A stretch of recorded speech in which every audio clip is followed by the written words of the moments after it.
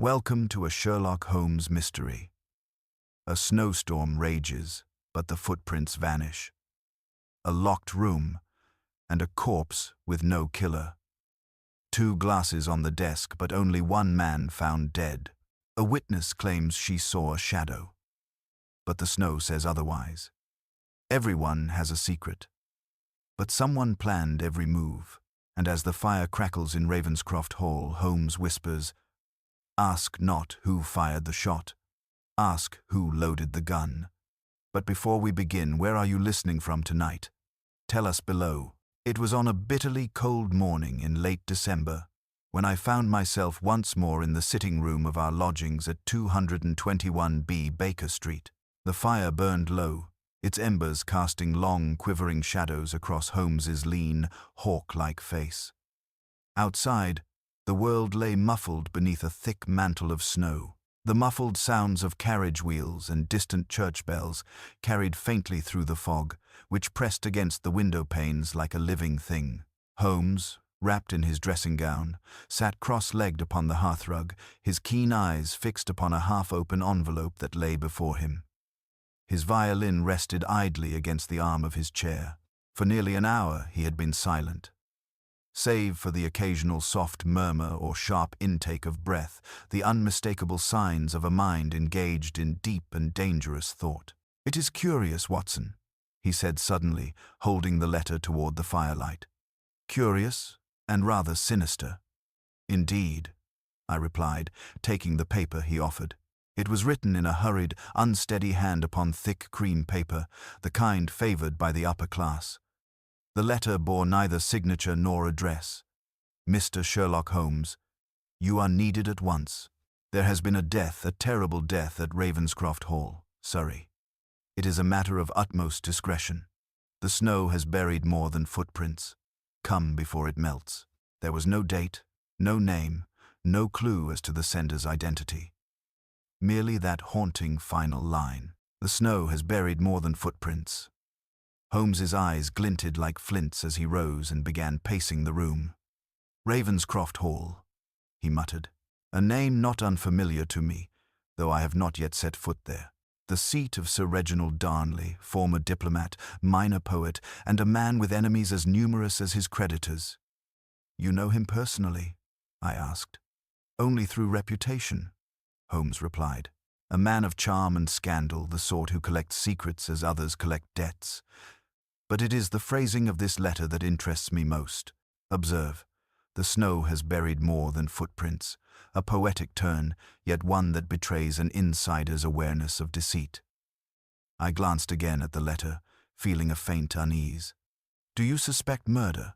"My dear Watson," Holmes said dryly, "when an unsigned letter begs me to come before the snow melts, I rarely anticipate a social visit." Before I could respond, there came a sharp rap upon the door, followed by Mrs. Hudson's voice announcing a visitor. "Show them up," Holmes called. Moments later, a tall man entered wrapped in a heavy greatcoat, his moustache frosted with snow. His bearing was military, though his eyes betrayed exhaustion and dread. He removed his gloves with trembling fingers. "Mr. Holmes," he began, his voice unsteady. "I am Major Henry Darnley, nephew to Sir Reginald. Forgive my intrusion, but I believe you have already received my letter." Holmes inclined his head. "Then the sender of our poetic summons stands before us. Pray, Major, be seated and tell us the nature of your uncle's death."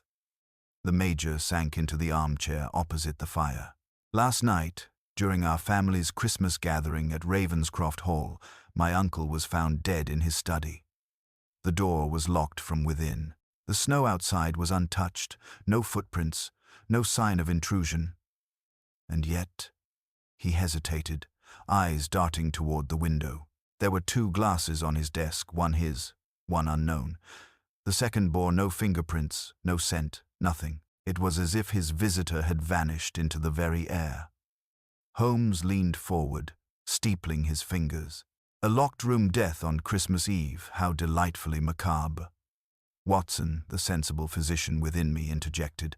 "And the cause of death?" "A wound to the temple," said the Major. "A single shot fired from his own revolver." The coroner insists it was suicide.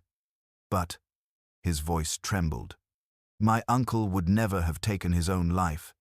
He was afraid of something. Only last week, he dismissed several servants without explanation and locked himself in the study for hours each night. Holmes's gaze sharpened. You say the snow was untouched? Completely, Darnley confirmed. I saw it myself. Not a mark near the window or door. And yet one of the guests, Miss Clara Whitby, my cousin's fiancée, swore she saw a shadow move past the terrace after the shot was fired. Holmes smiled faintly. An impossible crime, then. My favorite kind. He rose abruptly and began gathering his things, magnifying glass, notebook, and a small leather case of instruments. Watson, the morning train to Surrey leaves in 40 minutes. I trust your medical bag is in order? As always, I replied, half exasperated and half thrilled by the familiar gleam in his eye. Major Darnley exhaled shakily. You'll come, then? Holmes slipped into his coat, the brim of his deerstalker casting his eyes into shadow. When the snow buries more than footprints, Major, it is not the thaw I fear, but what lies beneath. Yes, we shall come at once. As the door closed behind him, I caught the faintest trace of a smile on Holmes's lips, not of amusement, but of anticipation. He loved nothing more than a mystery that mocked reason. And somewhere in the frozen quiet of Ravenscroft Hall, reason itself had frozen to death. Outside, the fog thickened as if eager to conceal the truth. The journey to Surrey was bleak and uneventful, the train laboring through drifts of snow that seemed determined to halt its progress.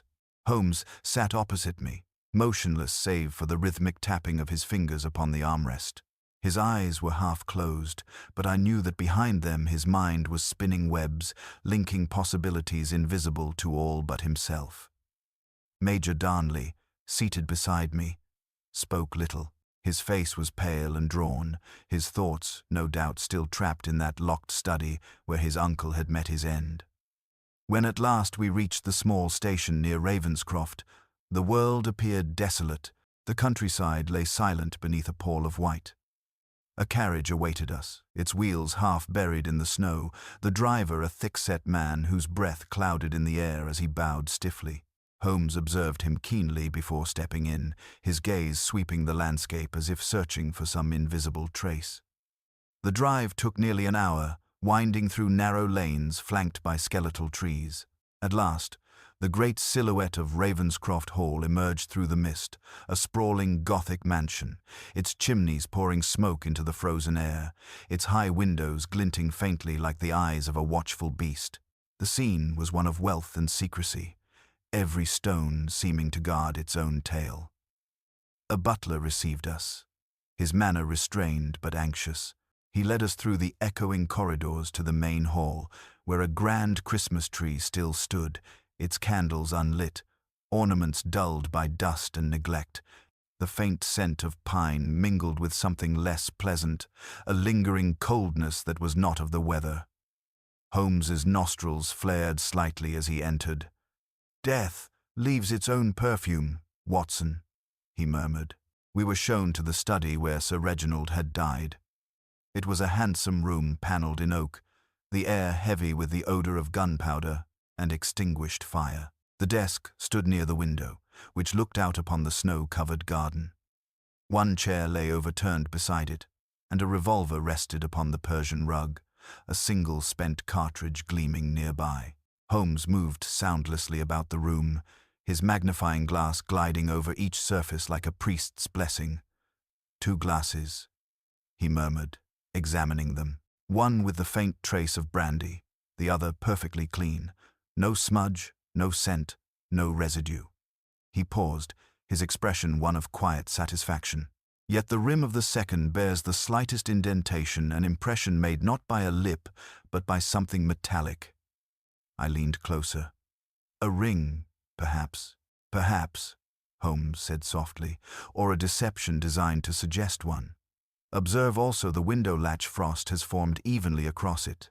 Therefore, it has not been opened since the night began. No intruder entered or left through here. The door, locked from within, tells us the same tale. Major Darnley shifted uneasily. Then it was suicide? Holmes gave a faint, disdainful smile. My dear Major, the simplest solution is rarely the correct one. You tell me your uncle was fearful and secretive before his death. Fear rarely ends in self-destruction. It seeks protection, not escape. No, this was no suicide. He crossed to the hearth, where a half-burnt scrap of paper lay amid the ashes. He lifted it delicately with the tip of his penknife. Watson, read what remains. I bent close. The words were faint but legible. If the truth of Christmas Eve should come to light, and then the rest was consumed by flame. Holmes's eyes brightened. Ah, the truth of Christmas Eve. How tantalizing. There lies our key, Watson. Something occurred that night, or rather, something was revealed, and Sir Reginald paid for it with his life. A knock interrupted us, and a young woman entered, pale and trembling. Major Darnley introduced her as Miss Clara Whitby. She curtsied, faintly, her eyes glancing toward the desk before she spoke. You are Mr. Holmes? I saw him that night. I saw someone. Holmes's tone softened, though his gaze did not. Tell me exactly what you saw, Miss Whitby. Every detail. She swallowed hard. I had gone to fetch a shawl from the drawing-room when I heard the shot. I ran to the terrace window, and through the falling snow I saw a figure move across the garden, tall, cloaked, walking toward the woods. But when I called for help and we rushed out, there were no footprints, none at all. Holmes regarded her for a long moment. A figure that leaves no trace in fresh snow, he murmured. Either an illusion or a design so precise it mocks nature itself. He turned abruptly to Darnley. No one has touched the garden since? No, the Major replied. The servants have kept clear as instructed. Good, said Holmes. Then the snow still holds its secrets. We shall examine it before the thaw betrays us. And as we followed him toward the frozen garden, I could not shake the sense that somewhere within those silent drifts, a ghostly hand had written the story of Sir Reginald's death, one only Holmes could read. The garden of Ravenscroft Hall stretched before us like a vast white canvas, unbroken save for the delicate shadows cast by skeletal branches. The snow glittered faintly beneath the pale afternoon sun, and our breath rose in clouds as we stepped out into the biting air. Holmes moved ahead, his long stride leaving the first impressions upon the untouched surface. Major Darnley and I followed, the only sound the soft crunch of snow beneath our boots. Holmes halted near the terrace steps and surveyed the expanse before him. Miss Whitby claims she saw movement here, across this very ground, he said quietly. If her account is true, we must determine how a man could traverse fresh snow and leave no mark. He crouched and began his examination with the precision of a surgeon. Every few moments, he brushed aside a layer of frost with his gloved hand, pausing to study some minute detail invisible to the rest of us. I had learned better than to interrupt him when he entered this trance-like focus, though my curiosity burned. After several minutes, Holmes rose and motioned toward a cluster of evergreen shrubs bordering the terrace. Here, Watson. Note how the snow is slightly compressed beneath these branches, not by a boot, but by something heavy, being dragged or rolled. I leaned in and saw what he meant. The snow was flattened in a curving path leading toward the narrow stone wall at the garden's edge. A body, I suggested. Holmes's lips curved faintly. Not yet, my dear fellow, but you are circling the truth. Observe the wall, see the faint disturbance atop it. The frost is broken. Something, or someone, passed over there. Major Darnley frowned. But beyond that wall lies the frozen pond. Surely no man could have crossed it without risk of breaking through. Precisely, Holmes replied, and yet our phantom figure vanished in that direction. Come, let us see whether the ice conceals more than reflection. We followed him to the pond, its surface smooth and silver beneath the light. Holmes knelt and pressed his palm to it, then drew a small glass vial from his coat. He scraped a fragment of the ice into it and corked it. You may think me eccentric, Watson, he said with a faint smile, but even frozen water carries memory. A thin layer of soot lies within this sample, the residue of gunpowder. That tells us our ghost was not content to remain in the house after the shot. He rose abruptly, eyes glinting. Someone stood here after the murder, perhaps to dispose of evidence or to watch the house, yet not a single footprint remains. How does one move across snow without touching it? I hesitated, thinking aloud. A plank? Boards laid beneath the drifts? Holmes nodded approvingly. Excellent, Watson. You are learning. Indeed, I suspect such a contrivance was used, an improvised bridge to deceive the eye. Our culprit is clever, methodical, and anticipates scrutiny. That narrows our field considerably. As we retraced our steps toward the house, we encountered Miss Whitby again, standing near the doorway, with a shawl wrapped tightly around her shoulders. Her face was pale, but her eyes carried the flicker of desperate curiosity. "Did you find anything, Mr. Holmes?" she asked. "Indeed," Holmes said softly. "I found confirmation that what you saw was no illusion. Someone moved through this garden after your uncle's death, and they did not wish to be found." She trembled. Then I was not mistaken. "Far from it. But tell me, Miss Whitby," Holmes continued, his voice almost casual. "Did anyone leave the dining table during the evening? Even briefly?" She hesitated, her gaze flicking toward the house. Yes, Mr. Avery did. My uncle's secretary. He claimed to have gone to fetch a ledger, but he returned pale and distracted. I thought it strange, but I said nothing." Holmes exchanged a swift glance with me. "The secretary, you say? An intelligent man, no doubt, and one who knows the household's secrets. He's been with the family for years," she said, "but lately my uncle no longer trusted him. There were arguments behind closed doors, something to do with money or letters." Holmes's expression hardened. "Letters, you say? Perhaps the one we found half-burned was not the only one." He turned toward Darnley. "Major, see that this Mr. Avery does not leave the premises. Watson and I shall call upon him presently." As we stepped back into the dim corridor of Ravenscroft Hall, the warmth of the interior seemed almost oppressive after the frozen clarity outside. Holmes paused at the threshold, eyes distant, his mind already leaping ahead. "A secretary who lies, a letter that burns, and a corpse behind a locked door," he murmured. "We are, my dear Watson, only brushing the surface of this snowbound deception." And with that, he strode toward the study once more, the scent of gunpowder and frost trailing after him like a shadow. A thin wind had risen by the time we entered the east corridor, where the late Sir Reginald's private chambers were situated. The gas lamps flickered against the wainscoting, casting restless shadows that made the hallway appear longer than it was. Holmes walked swiftly, his coat brushing the walls, his movements all energy and calculation. We stopped outside a narrow door marked Private Study Annex. Holmes knocked once, then pushed it open without waiting for a reply. Inside sat a man of about 40, tall but stooped, his spectacles reflecting the lamplight. He rose abruptly as we entered, his expression composed but wary. "Mr. Holmes, I presume.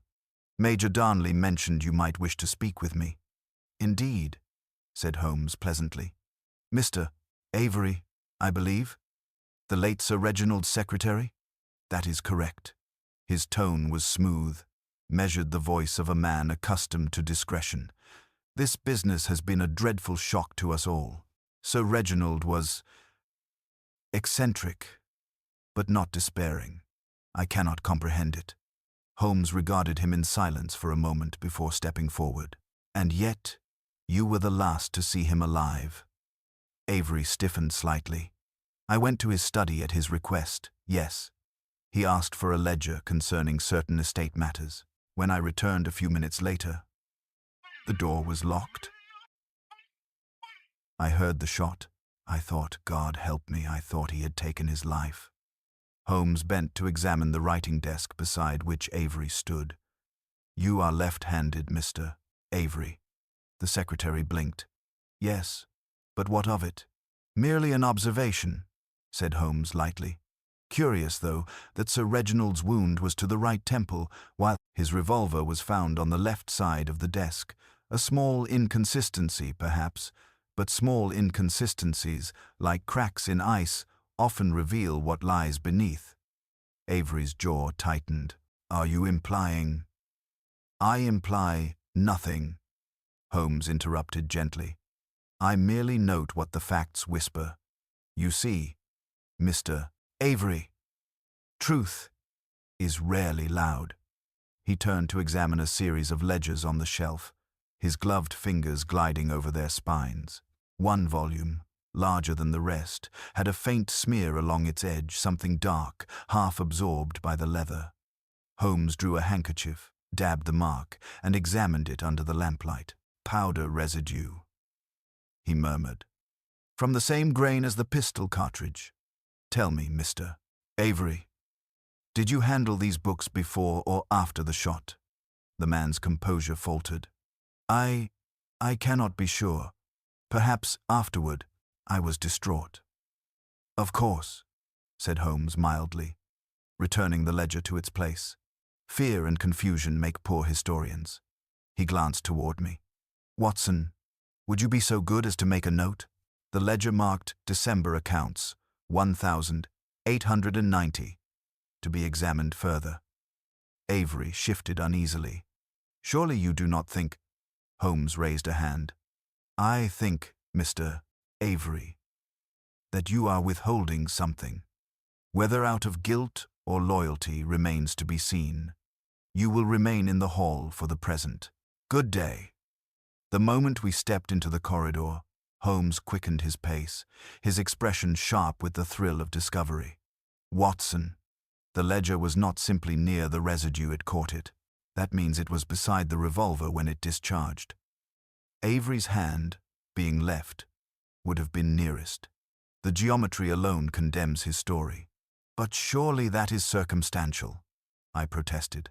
"He may have moved the books afterward." "Then he lied," Holmes said shortly. "Either way, deceit hangs upon him like a scent. Yet there is more. He is frightened, yes, but not of being accused. He is frightened of something else." As we turned the corner, we nearly collided with Miss Whitby once more. She clutched an envelope in her hand. "Mr. Holmes," she whispered, "I found this beneath my door. It wasn't there before supper." Holmes took it carefully. The envelope was unmarked, sealed with red wax impressed by a signet bearing a stylized raven. Inside was a single folded sheet, upon which a few stark words were written. "Ask not who fired the shot. Ask who loaded the gun." Holmes's eyes glimmered as he read. "Remarkable," he breathed. "A mind within the walls, silent, observant, and cunning. We are playing against a foe who knows the rhythm of our steps." He looked toward the darkened end of the corridor, where the draught from the stairwell stirred the curtains. "And the night grows long. Watson, before dawn, I suspect the snow will hide another secret." We followed him down the hall, the envelope still in his hand, and though the firelight of the main hall beckoned ahead, the chill in that house only deepened. The ghost of Ravenscroft had begun to stir. Dinner that evening at Ravenscroft Hall was a grim affair. The long oak table, meant for festivity and laughter, now hosted silence and suspicion. Candles burned low in silver holders, their wax pooling like melted ivory, while the ticking of the great clock on the mantelpiece filled the gaps left by conversation. Holmes sat midway down the table, between Major Darnley and Miss Whitby, his expression one of studied idleness. Only I, who knew the man, could recognize the controlled tension beneath his calm exterior, the tightening of his fingers, the way his gaze shifted subtly from guest to guest. At the far end sat Mr. Avery, his face drawn and colorless, his spectacles gleaming coldly in the dim light. He avoided looking at Holmes, instead fixing his attention on his untouched glass of wine. Beside him was Mrs. Gresham, The housekeeper, her sharp eyes darting nervously from Avery to Holmes and back again. Two footmen moved silently about the room, their steps muffled by the thick carpet. "Tell me, Major," Holmes said suddenly, breaking the heavy quiet. "Your uncle's revolver, was it kept in his desk, or did he carry it upon his person?"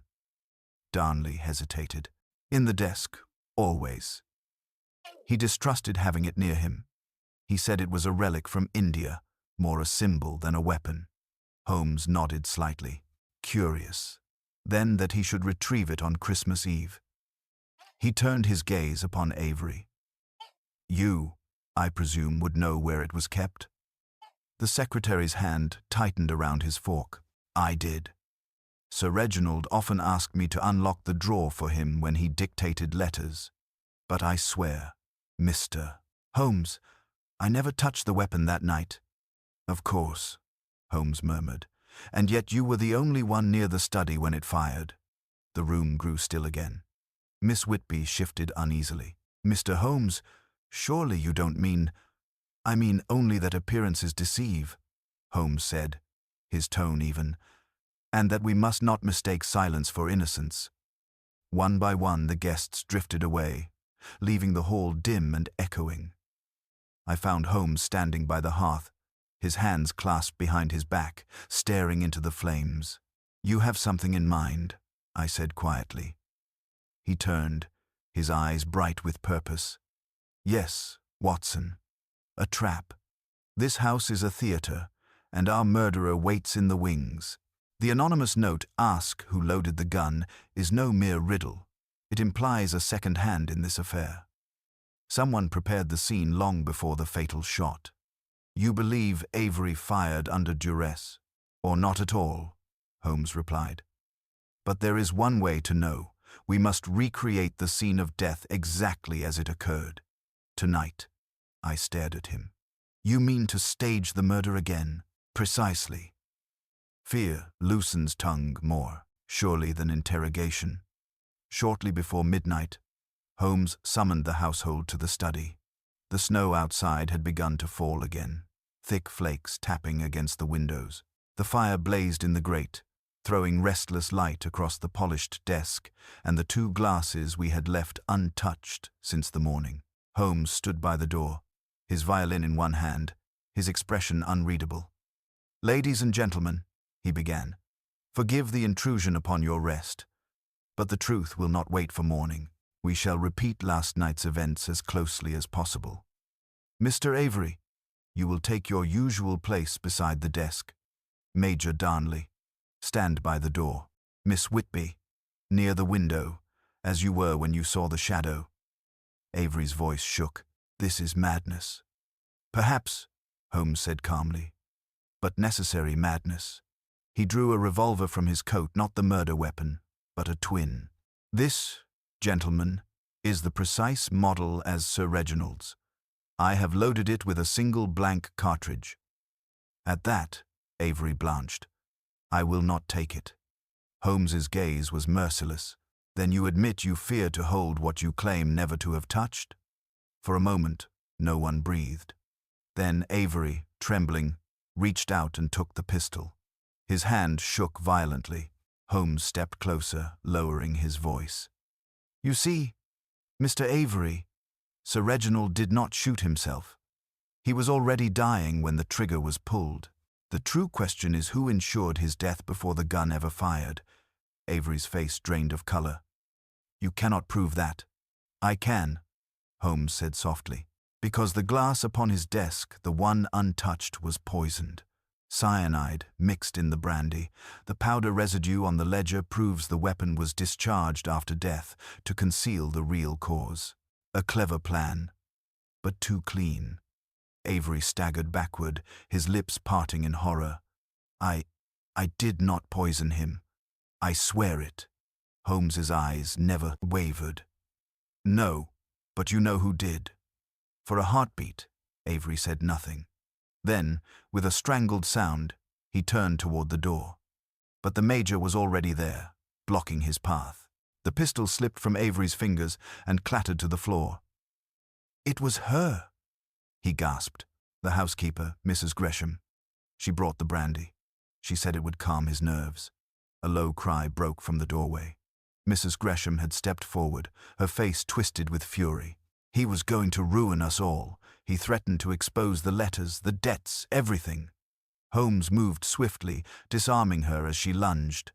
So the snow buried more than footprints, he said grimly. It buried guilt and nearly buried the truth. Outside, the wind rose, rattling the panes as if in applause for his triumph. The confession had left the great hall in an uneasy stillness.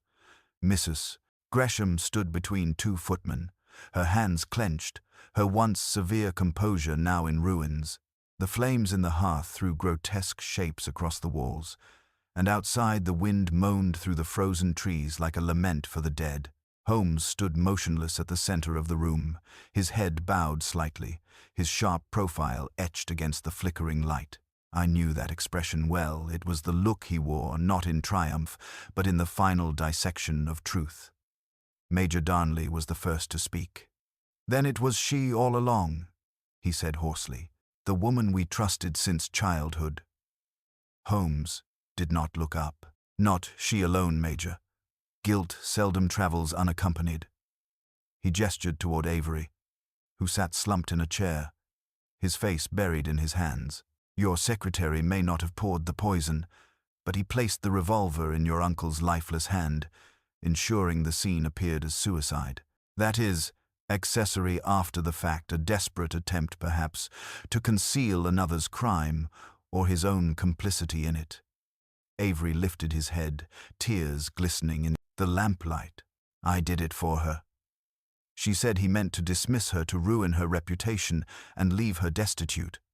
I never meant for him to die, only to frighten him into silence." Holmes's gaze was cold and steady. "You sought to frighten a man already poisoned. Fate has a curious sense of irony, Mr. Avery." Mrs. Gresham's voice broke through the tension, trembling but fierce. "He was cruel. You don't know what that man was capable of. He held letters, proofs that could destroy us both. I only wished to reclaim what he had stolen. I mixed the brandy, but I swear to God I didn't mean to kill him." "Poison," Holmes replied, "is the refuge of cowards. You did not intend his death, perhaps, but the moment you replaced truth with deceit, the rest followed by necessity." For a long while, no one spoke. The storm outside beat against the windows, drowning out all but the hiss of the fire. I felt a strange heaviness settle in my chest, a kind of sorrow for these wretched souls who had destroyed themselves through fear and folly. At last, Holmes turned toward the window and drew back the curtain. The snow had ceased, leaving the garden silver and still beneath the moonlight. "You see, Watson," he said softly, "the snow does not lie. Every crime leaves an impression, though the eye may not always discern it. These two believed the storm would hide their tracks, but nature, indifferent as ever, recorded their deceit." He pointed toward the far end of the garden, where faint indentations marked the earlier footprints of the constables. "When we examined the grounds this morning, I noticed the drag marks near the shrubs were too uniform, too deliberate.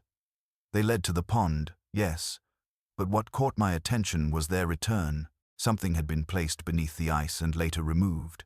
I had the water tested after we collected that sample, trace elements of laudanum and brandy. The glass was emptied there, not in the study. Our killer poured the poison first, then carried the tainted drink inside." Darnley stared at him, astonished. "So you knew from the beginning?" Holmes allowed himself a thin smile. "I knew that only someone familiar with the house's layout could have moved freely in such a storm, and when Miss Whitby mentioned that Mrs. Gresham insisted on serving the brandy herself, the picture began to form."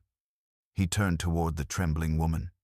"You see, Mrs. Gresham, your greatest mistake was not the poison, it was the sentiment. Criminals of intellect conceal their emotions. Those of conscience betray them. You left the second glass untouched, unwilling to share the drink that killed him. Even guilt has a pattern."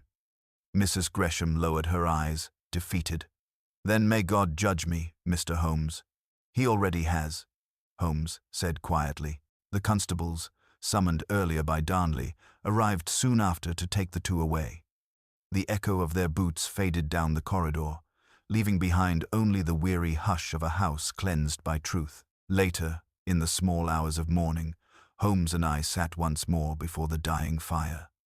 The first light of dawn seeped through the curtains, casting pale gold upon the frost.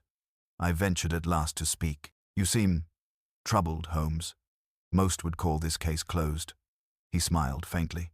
"Closed, perhaps, but not satisfying. There is no art in tragedies born of fear.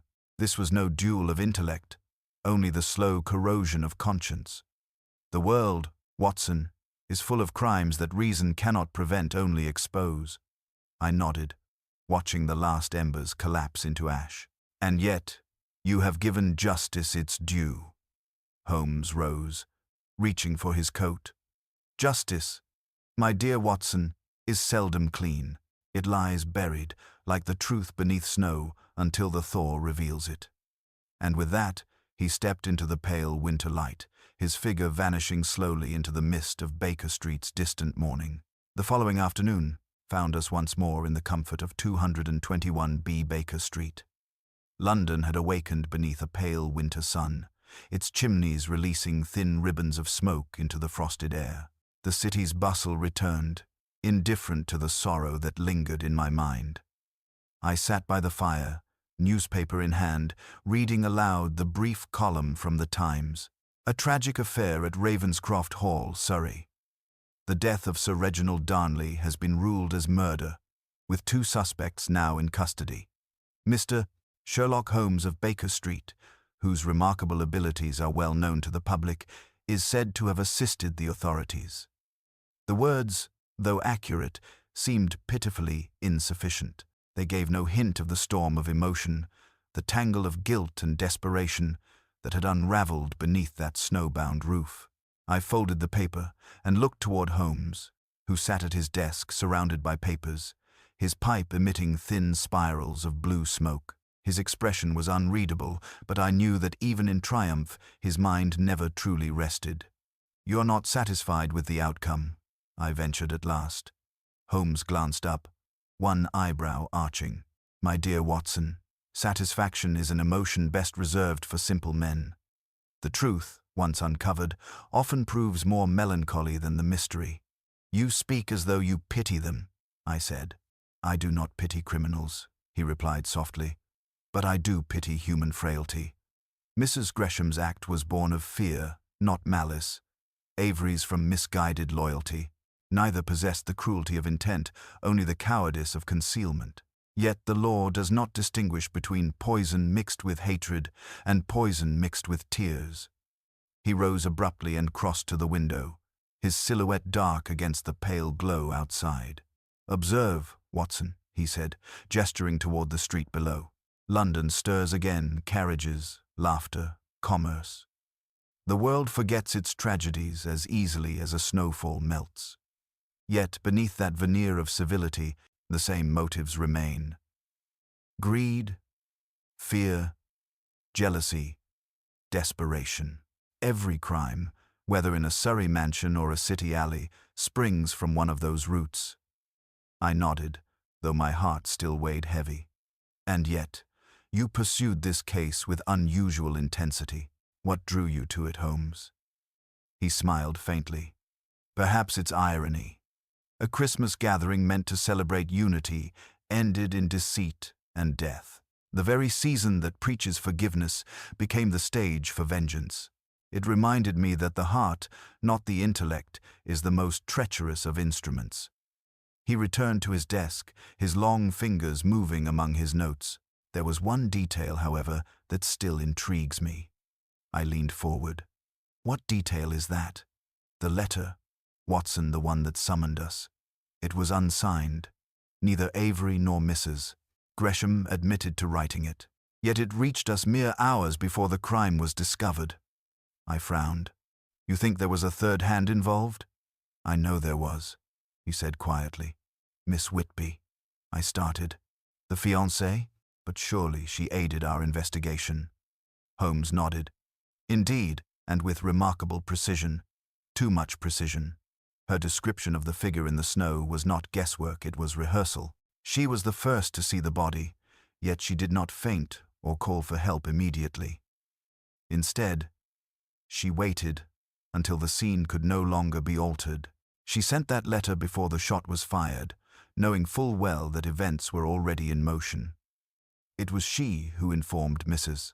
Gresham that Sir Reginald planned to reveal the letters that evening, letters which also implicated her father in a scandal long buried.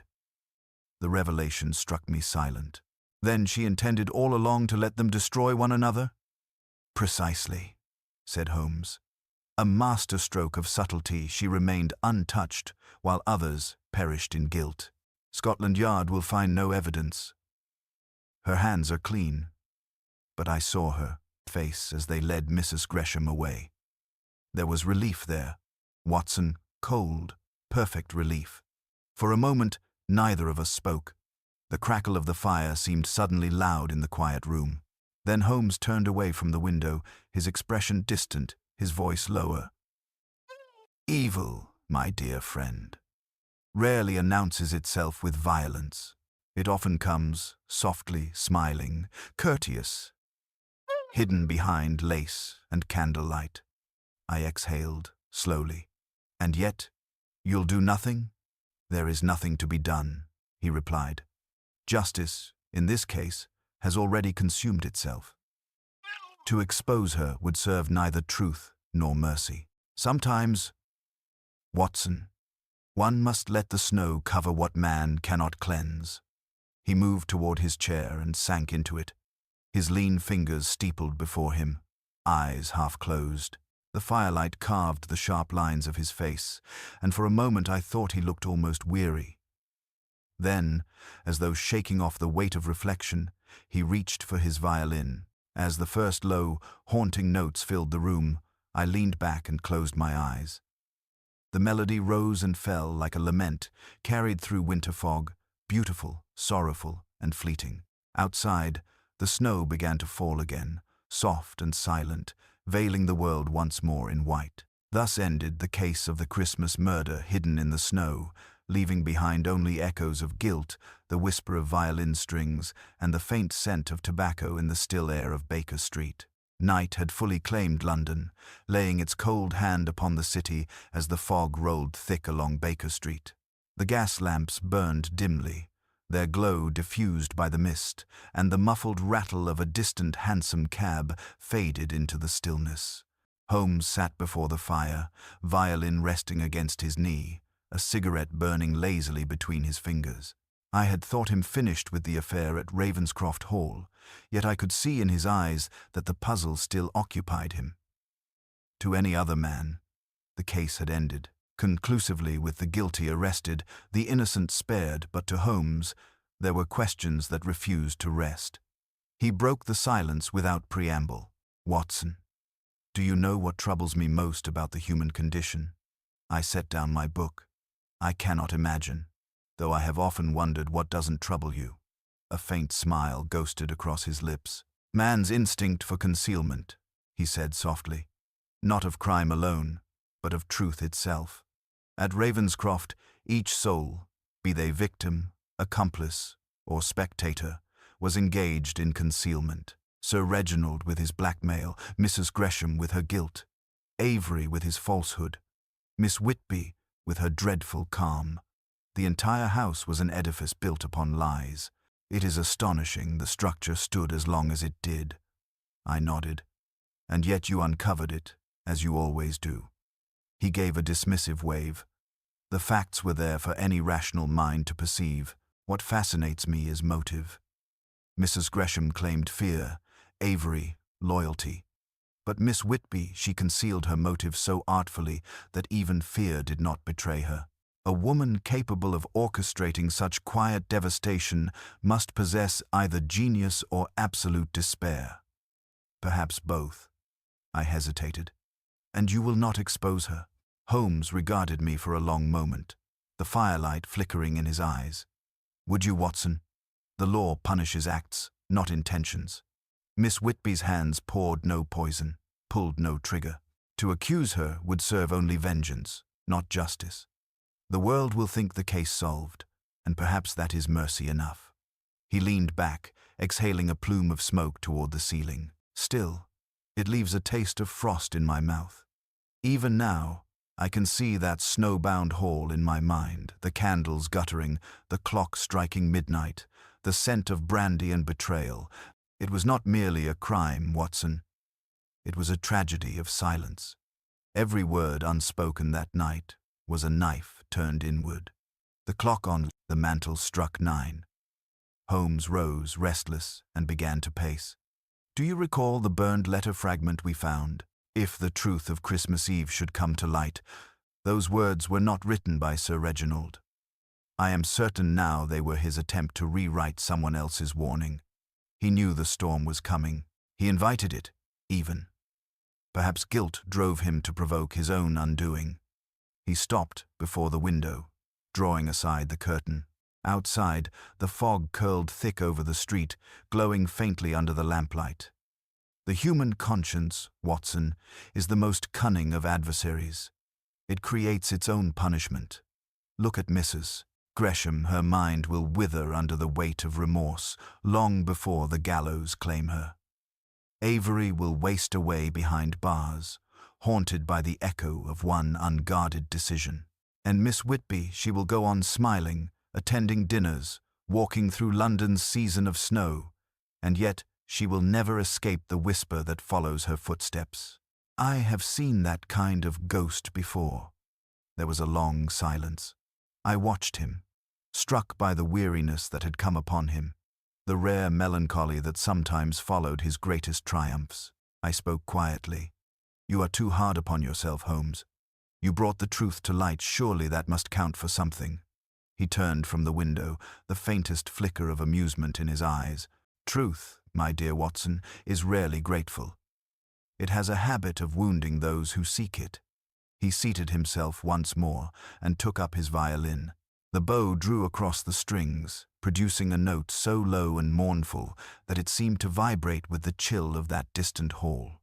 Slowly, the melody rose, strange, deliberate, and haunting. It was no tune I recognized, and yet it carried with it the very essence of the case. The echo of snow falling over secrets, of guilt buried beneath white silence. When at last the music ceased, he set the instrument down and stared into the dying fire.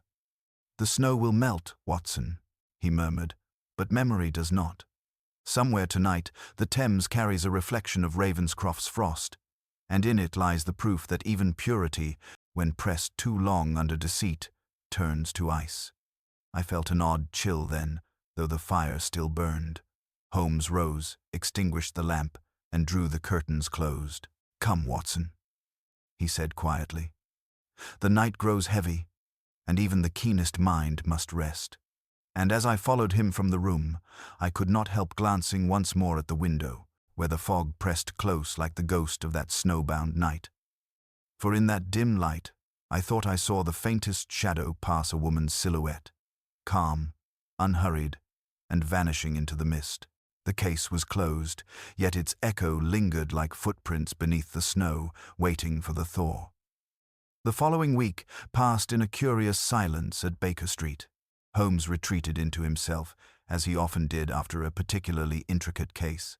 He refused all new clients, turned down a personal telegram from Inspector Lestrade requesting assistance with a theft in Bloomsbury, and spent long hours either pacing the sitting room or reclining in his chair with his fingers steepled beneath his chin and his eyes fixed on the ceiling as if seeking answers from the plasterwork above. One evening, as a storm rattled against the window panes, I found him seated at the hearth, a small locked case resting upon his knees.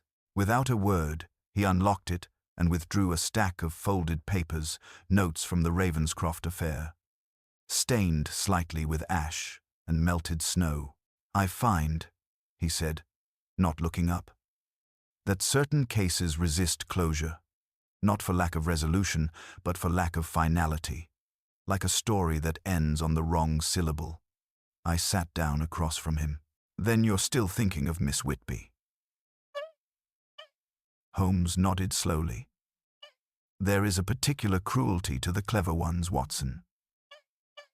Brutish villains, the murderers who kill in rage or envy, but the ones who orchestrate events, not with the desire to destroy, but with the cold calculation of those who believe themselves correct in doing so.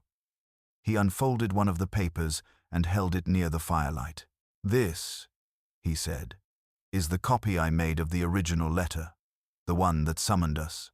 The handwriting was disguised, the wording intentionally vague, but the cadence, the literary framing. I have seen Miss Whitby's writing before. In a book of verse she presented to Sir Reginald last year. The dedication, though sentimental, bore the same stylized curves on her capitals. A signature of the hand, Watson, as distinctive as a fingerprint. And yet you chose not to reveal it. Indeed. Holmes's tone darkened. I held the knowledge, but not the proof. And in any case, exposing her would serve little purpose. No court would convict her. No jury would understand what she truly did. It is not murder in the legal sense, but in the moral, perhaps. She lit the match and let others carry the flame. I was quiet for a moment, and now she walks free. She walks, he said, but not freely. That sort of mind carries its own shackles. Miss Whitby's guilt is not loud or theatrical. It is the kind that whispers in solitude. One day, when the winter has passed and the snow is only memory, she will still feel that night on her shoulders. He stood, walked to the window, and looked out into the blackness beyond. "You recall the terrace?" he asked. "Where she claimed to see the shadow in the garden?" Of course. There were no fresh footprints, yes, but there was also no sign of her footprints either, and yet she claimed to have run barefoot into the snow. A convenient tale, a self-insertion into the moment of tragedy, timed perfectly to appear as witness, not participant. "You believe she rehearsed it?" "I believe," he said, turning back toward me, "that she arranged it. Her father's name was included in those hidden letters. Reginald kept evidence of misused trust funds, lost family fortunes. She knew the scandal would destroy her future marriage, her family's status, and perhaps herself. So she whispered fear into Mrs. Gresham's ear, gave Avery the idea of staging a suicide, and stepped back to let the trap spring. "And her silence afterwards?" I asked. "A calculated silence," Holmes replied. "She wept at the proper moments, expressed confusion at just the right time. Not once did she contradict herself, and not once did she allow herself to be entirely dismissed from suspicion either. That is the mark of a truly dangerous mind, Watson, not one who hides, but one who stands where they cannot be clearly seen."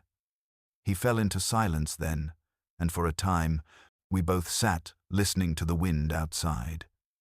It howled down Baker Street, catching the gutters and rattling the window frames with ghostly persistence. At last I said, "And yet justice, in some form, was done. 2 guilty parties have confessed. The case is closed." Holmes gave a soft, bitter laugh. "Closed, yes, but solved? Not entirely. There is still a page missing from the book. And that, Watson, is what haunts me." He returned the papers to the locked case and shut it with a quiet click. The fire crackled low beside us. "Mark my words," he said quietly. "There will be another act in this story. Perhaps not at Ravenscroft, perhaps not even this year. But a mind like hers does not rest forever. It plots, calculates, and it waits for the next snowfall to cover its tracks."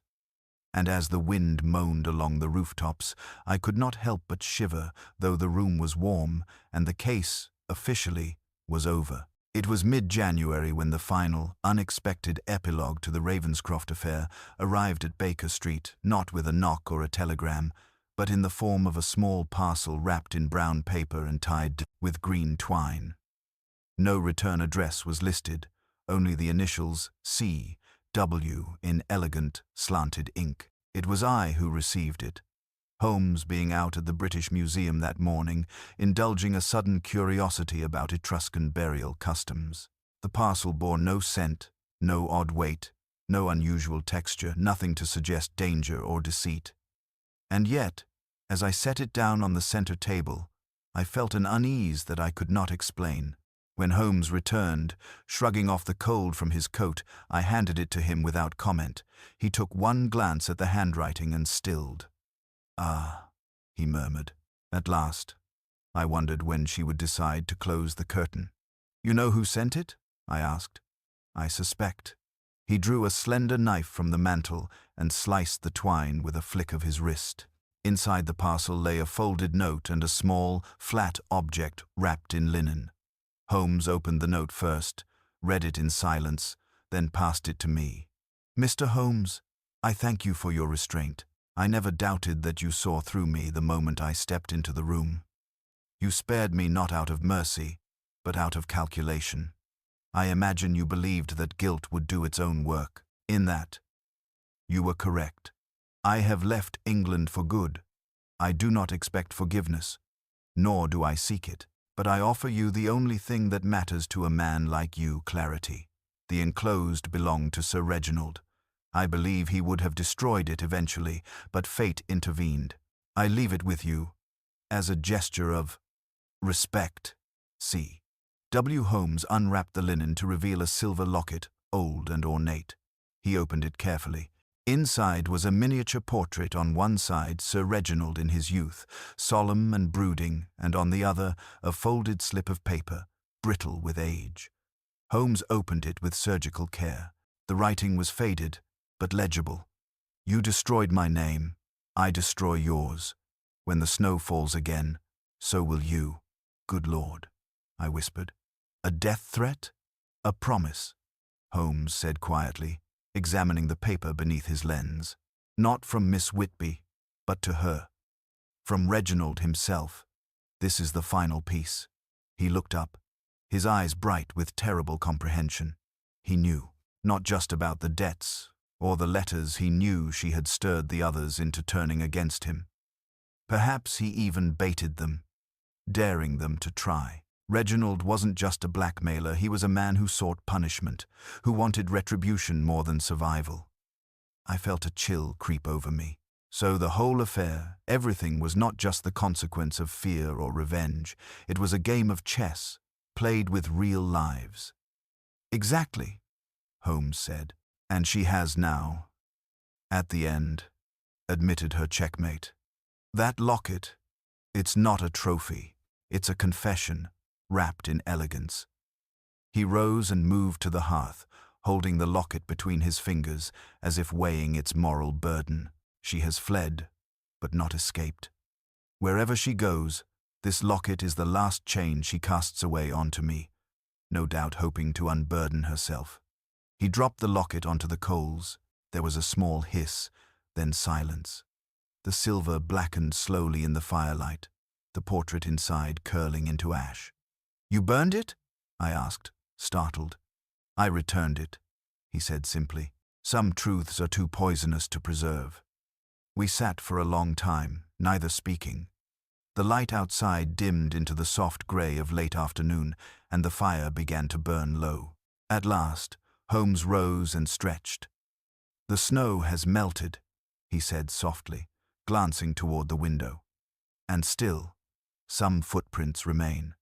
I followed his gaze. Outside, the street was damp, the frost thawing into muddy slush. But here and there, faint traces of footprints lingered, partially erased, yet not gone. "I suppose," I said. "That's the nature of things, isn't it? Some mysteries end in arrest, some in confession, and others simply vanish into the fog." Holmes nodded. "And it is those," he murmured, "the ones that vanish that haunt a detective most." He turned back to the room, his voice lighter now, almost playful. "Now then, Watson, enough ghosts for one winter. There is a letter from a widow in Kent claiming her husband has been replaced by an impostor. Shall we investigate, or are you still frozen from our last excursion?" Despite the weight in my chest, I smiled. "After Ravenscroft, Kent will feel like a holiday. And with that, We stepped once more into the London mist, Holmes, with his stride brisk and sharp, and I close behind, carrying the echoes of a case that would never fully leave us, though the snow had long since turned to rain.